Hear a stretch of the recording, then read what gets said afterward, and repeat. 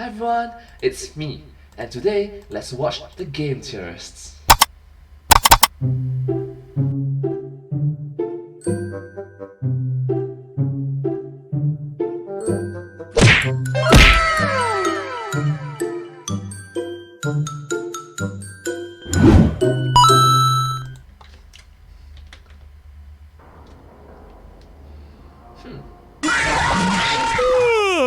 Lame. Wait, did he just yawn and say you lame at the jump scare? Boring. Baby, come on! Been there, done that one. Guys, Come on, it's Freddy! Come guys, huddle up. on, huddle up. Y'all here? It's kind of hard to count you all. At this point, there's more of you than there are Pokemon species. Paper Pokemon plate species. people. Here. Obscure lore-filled egg baby? Here. Jar of pickles? Great, listen up everyone. Y'all have a big problem on your hands. You all are yesterday's news. People know about you. They survived you. They remember you. Well, except for you, egg baby. Long story short, guys, people know what to expect of you. To be scary, you need to be unexpected, new, unpredictable. And that's why, gentle bears and lady chicks, I introduce you to the new breed. Welcome to the family, guys.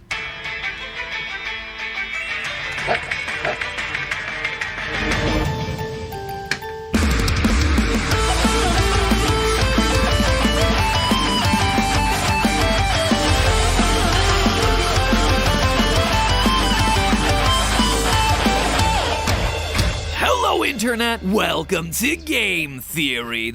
Hello! Welcome to the game theory! Hi! The show where my waistline is extending faster than the FNAF universe. When it comes to Five Nights at Freddy's, I've made no I mean, currently there's a global pandemic period, so yeah. small deal about how huge this franchise has gotten. I mean, if you're looking to keep up with all the lore, this year, 2020 alone is home to not one, but 5 new book releases. As if 7 main games, 4 spin-offs, and the Still in the Works movie weren't enough. But there was an announcement made by Scott earlier this year that I've been wanting to talk about for a while. An announcement that, to me, isn't just important to this franchise, but is important for all of gaming. Between all my jokes about how much I hate the franchise and how complex the lore has gotten, I've Solving FNAF law with all the mathematical equations. always said that the way Scott has crafted these games and how he's managed to run his community is perhaps the smartest, most modern way of making a video game. From the very first Five Nights game, he understood that the current age of gaming is all about sharing your experiences, that no 2 playthroughs should ever be alike, that obscure screens, jump scares, glitches, minigames, all of it should appear randomly and with very small probabilities so that people can go online and ask their friends, wait, did you see that? Was this a real thing? You'll be like, huh, wait, what is unique and special to me? Huh, that's interesting. From the first appearance of Golden Freddy in the newspaper clippings in FNAF 1, all the way up to help wanted surprise Easter eggs of coffee from his early game The Desolate Hope, these sorts of things form the lifeblood of this franchise. That is what gets people talking about your game, and sharing videos of your game. And yet, it's a game design feature that shockingly modern developers just don't seem to do. But all of that's happening on the micro scale. Today we're zooming out to talk about the big picture. Another move that Scott's made that completely bucks the trend of modern game development and truly Hey guys, I see you! embraces what it means to lead a successful franchise in 2020 and beyond, an age of creators and accessible game-making tools. I'm speaking, of course, about the Fazbear Fanverse Initiative, something Scott announced back in August of this year. In case you haven't heard about this Which is last thing, year. here's a quote from the Reddit post. There have been some great fan-made spin-off universes created in this community, and I want to see them keep going. That's why I've put some of my own cash toward development of new games in those game series. However, I'm going to stay out of the development side of things so that these creators can do their thing. They're going to develop these games and interact with the fan base just as they would have normally. And when the games are done, they'll be released on Game Jolt for free, just like normal. The difference now is that they'll also be bundled bundled up with other games, and sold on most major consoles and mobile as well. At least that's the plan. Did I mention there may be some toys and other merchandise of these fan games too? It's a project that's designed to invest in those franchises, give back to the developers, and hopefully bring new entries to those franchises as well. So the TLDR version of this, Scott's pulling a reverse Nintendo. Oh my gosh! Oh! Oh! He's embracing and extending fan games. He's investing in them, helping them with distribution, and heck, maybe even merch. The first wave of this initiative involves 5 titles. Five Nights at Candy's 4, which, you know, is just FNAF, but with cats. Pop Goes Evergreen, which is, you know, FNAF with rodents. One Night at Flumpty's, which is FNAF with eggs. The Joy of Creation, which is FNAF, but on fire. And FNAF Plus, which is, well, it's just FNAF. Plus. That is obviously a big simplification of all these games just for the joke, but you get the point here. They're all spin-off games with the basis of Five Nights at Freddy's. Now, all of this sounds well and good, right? I mentioned that it seemed like Scott Cawthon was taking the initiative to embrace and extend existing fan works. And those are words with warm and fuzzy vibes, but they're also words that have, well, they have themselves a history that's a lot less warm and fuzzy than you might think, thanks to a third E that's less mentioned, extinguish. That might sound harsh and seem like it's coming out of nowhere, so let me explain what I mean with all this. I think it's necessary to talk about another company that publicly took the embrace and extend approach and what it meant for the evolution of an industry and how Scott is taking a similar approach but turning it on its head. Ladies and gentlemen, it's time for a lesson on everyone's favorite game theory topic, antitrust law. Antitrust laws. That is a Antitrust law seems to be a hot topic these days, with Facebook robot Mark Zuckerberg and Twitter CEO Jack Dorsey getting grilled in front of Congress this year not just once, but twice. While it might be a trending topic in 2020, big tech companies getting taken to task for monopolistic and anti-competitive business practices is nothing new. Back in the 90s, before companies like Google and Twitter and Facebook were but a twinkle in some source code's eye, the tech giant that everyone had their sights on was Microsoft. And mind you, this was almost a decade before anyone had even heard of an Xbox. This is back in the days of Internet Explorer, who, let me tell you, was facing some fierce competition from the likes of Chrome? Firefox? Heck no, this is the 90s, baby. Their competition looked a lot more like Netscape Navigator and Mosaic. Oh my gosh, RIP. Internet Explorer.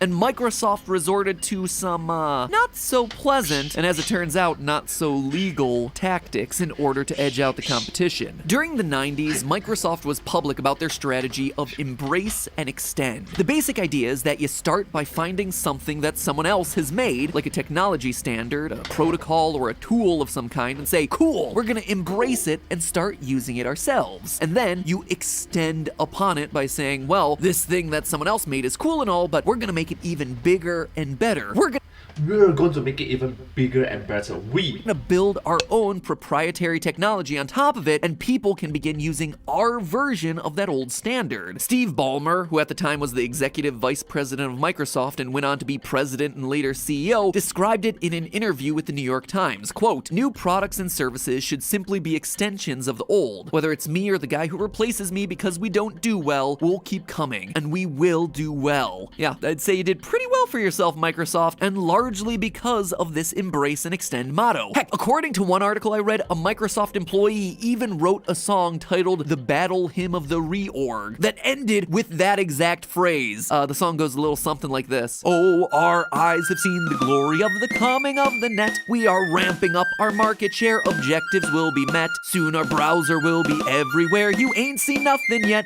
We embrace and we extend. Man, and wow. That is good, I guess, but it's a bit cringy. It's really cringy. Yeah, it's good, I guess.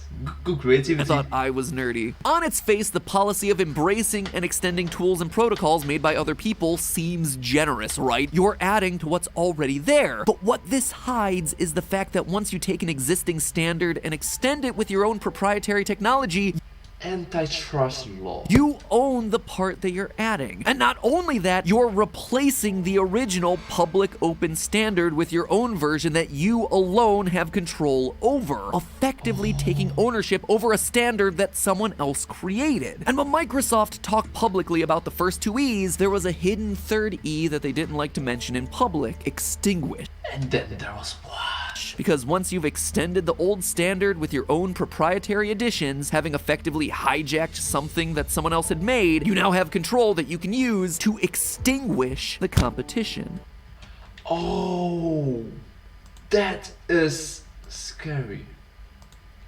By the way, that third E, extinguish, isn't just speculation on the part of Microsoft haters. Though Microsoft never talked about it publicly for obvious reasons, an investigation by the US Department of Justice found that the motto extend, embrace, extinguish was used in Microsoft internal communications. And considering that the entire court case centered around the fact that Microsoft was allegedly using anti-competitive practices to bar other companies from competing with them, the fact that they were literally trying to extinguish the competition didn't work all that well in their favor. Pro tip, if you have a business strategy that's evil and illegal, try not to use words that make it sound evil and illegal. And then don't use it in company emails, you doof. The Microsoft example is a bit technical, but it's easy to see examples of a similar strategy used in the entertainment world if you look at Disney. Rather than creating their own original stories, they began by embracing folk tales and classic stories in the public domain, like Sleeping Beauty, Beauty and the Beast, Cinderella, and The Little Mermaid. These are public domains. No problems there. They were open and available for anyone to use. Then, they extended these classic fairy tales by creating their own animated versions of these stories with their own spins on them. But then, they effectively extinguished competition by replacing the original work with their own. And when it comes to protecting their own characters and copyright, Disney is fiercely controlling. Unlike Microsoft, Disney has managed to do this without breaking any laws. Technically speaking, they just lobby to change the copyright laws. Mickey Mouse, as a 92-year-old character at this point, should technically be in the public domain by should technically be a public domain now, except for the fact that the laws seem to mysteriously change every time his copyright is set to expire. Strange coincidence, huh? Couldn't possibly have anything to do with the millions of dollars that Disney's spending to lobby Congress every time it happens, could it? Nah. There is coincidence. Definitely. Definitely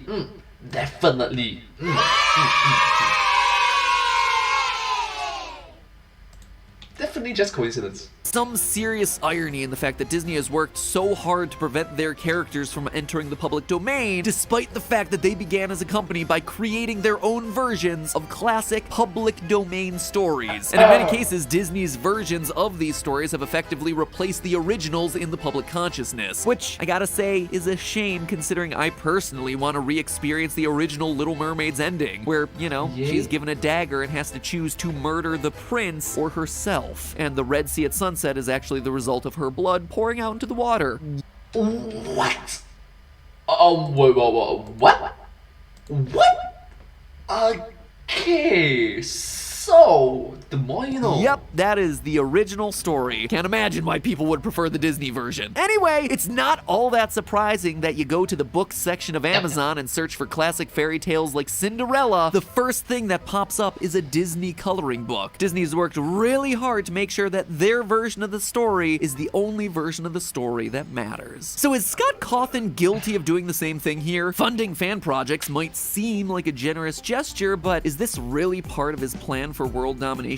Well, the short answer here is no. In fact, while his strategy might at first appear to have some superficial similarities with the behavior of Microsoft in the 90s, you can actually argue that he's doing the exact opposite of the business practices that we see from companies like Microsoft and Disney.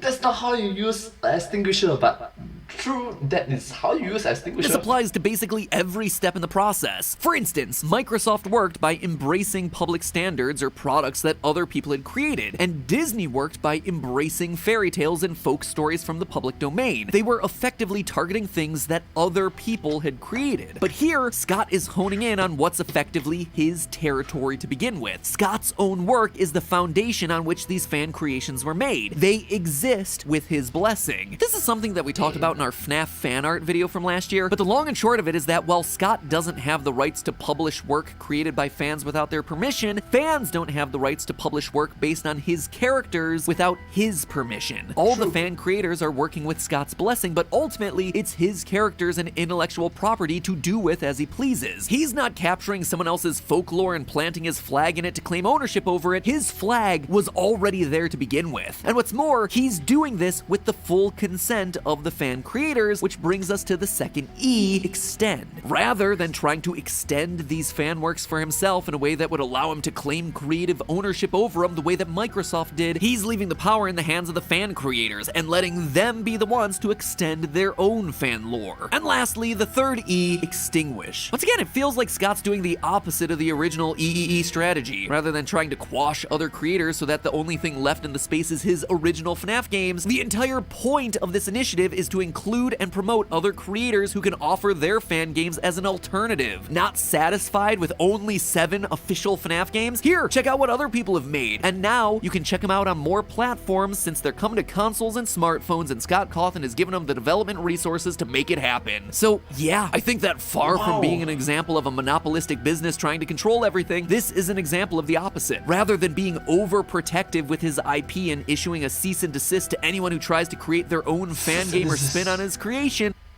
Wait, this is being generally a good person for the community, for everyone. It's not just for me. It's for everyone. Now that's good.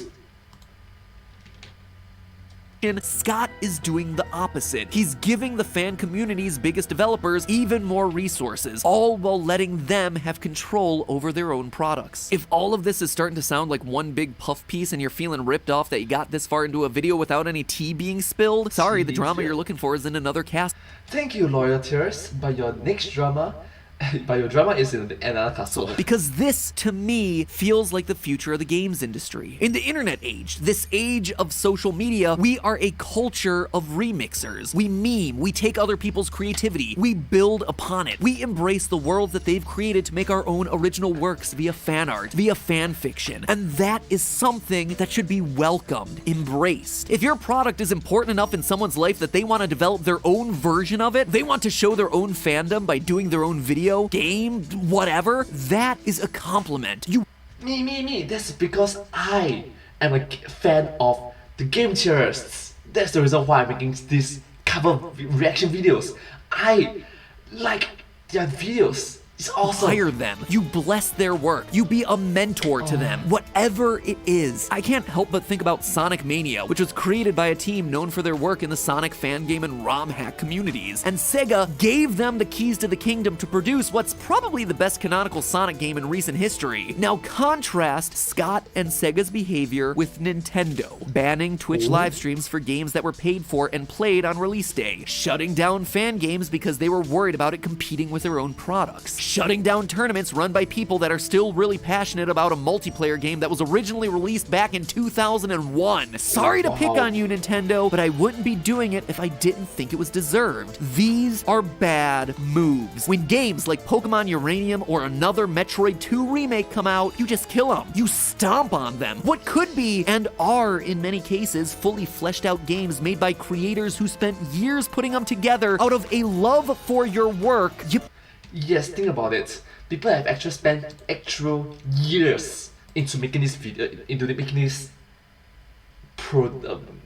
produce these items, produce this stuff, and you just antitrust laws. Bye bye. Now that is bad behavior, bad move. Put them through a shredder. Congrats. It's like, yeah, it's my property, it's my privacy. It's like, no, gosh. To grow as a community, people must share. Congratulations, you protected your IP, but you killed the love of your community in the process. IP love, why not both?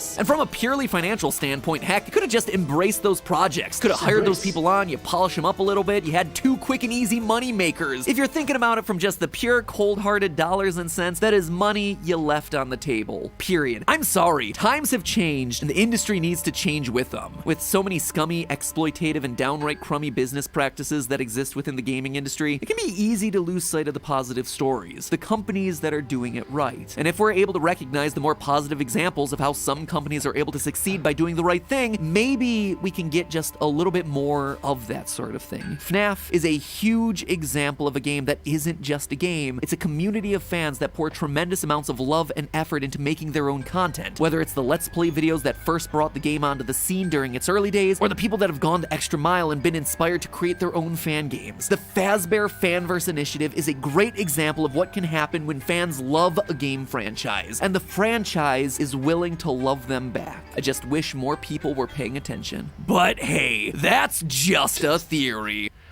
FNAF Cinematic Universe. A game theory. Thanks for watching. Thank you so much for watching this video. If you do like this video, please remember to like, share, and subscribe to my channel and comment down below if you have anything to share with us. I'm sincerely appreciative of everyone who watched this video, and I hope that you enjoyed this video as much as I do. I find it very enjoyable to watch and entertaining. Thank you so much, and I'll see you in my next video. Bye bye! But hey, that's just a theory, a game theory. Thanks for watching. Thank you.